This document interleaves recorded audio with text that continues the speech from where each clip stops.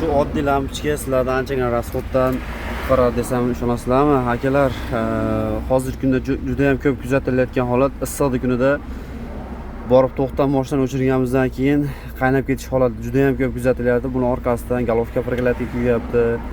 Anchagina rasxodga tushilyapti buni orqasidan. Buni oddiygina sodda varianti. Shu yerga lampochka qo'yib berganmiz. Bu Spark mashinamizga ventilyator ishlagan payt bu lampochka yonadi, ventilyator o'chgan payt o'chadi. Shunda xudo xolasa borib to'xtagan holatinglarda ham lampochka yongan payt demak ventilyator ishladi degan holat bo'ladi. Shundan keyin mashina o'chirilmaydi.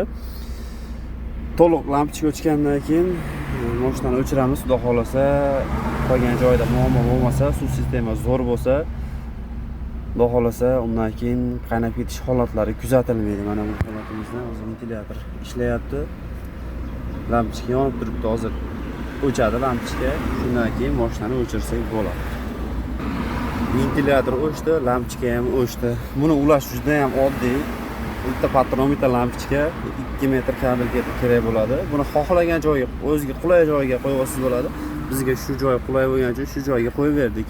Oddiy kabelni tortib turib, ventilyatorda motorchiga olib borib ulab qo'yamiz. Shunda ventilyator ishlagan payt yonadi lampochka. Xudo xolasa video manfaatli bo'lgan bo'lsa, mashinasi qaynab ketayotgan akalarga jo'natib qo'yasizlar, bitta like bosib qo'yasizlar. Kanalimizga obuna bo'lish esdan chiqmasin.